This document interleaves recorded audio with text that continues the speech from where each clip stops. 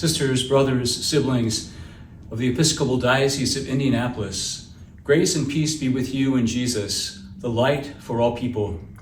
Greetings, friends, from the new addition and entryway here at the Cathedral of St. James in South Bend, which makes the entire facility completely accessible.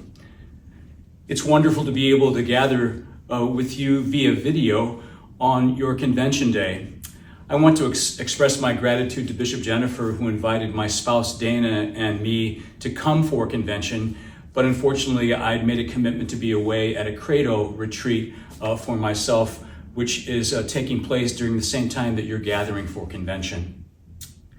I want to express my deep gratitude for those who, for the past 32 months from both of our dioceses, have been part of the Reunification Discernment Working Group or Committee. We began in February of 2023, and they have worked diligently to address all of the issues that were included in the charge that was adopted by both standing committees and diocesan councils in both of our dioceses respectfully. I'd also like to speak to the whereas clauses in the resolution that's been presented to both of our conventions by the members of the Reunification Discernment Committee and both bishops. Whereas the Episcopal Dioceses of Northern Indiana and Indianapolis, led by a discernment committee composed of Bishop Sparks and Baskerville Burrows, along with 6 appointed representatives from each diocese, have since February 2023 engaged in intentional exploration of the possible reunification as one diocese.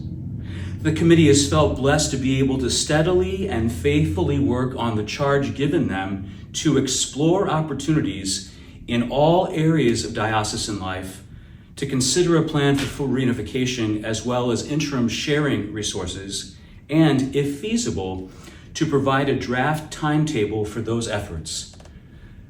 With shared mission priorities as their guide, broad input from both dioceses considered, and learnings from dioceses around the Episcopal Church to draw upon, the committee developed and shared draft models for a potentially reunified diocese, including models for the ministry of the episcopate, diocesan staffing, constitution and canons, healthcare, and operating budget.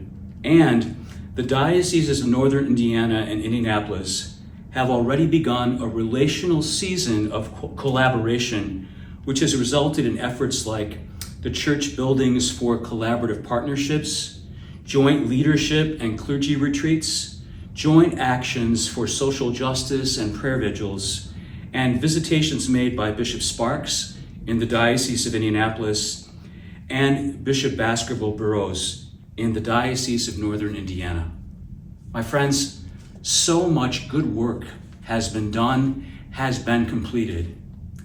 And I believe this reunification discernment process is a work of the Holy Spirit. We're considering this resolution and the resolve clauses to continue in this season of collaboration and exploration about the possibility of future reunification. It's important for me to say that I don't believe I'll be present as the Bishop of the Diocese of Northern Indiana if and when a decision regarding reunification occurs. I want you to know I've been honored to participate in this ministry of discernment these past number of months, and I remain committed to the work that God has called us to, and I trust that you do as well. Grace and peace.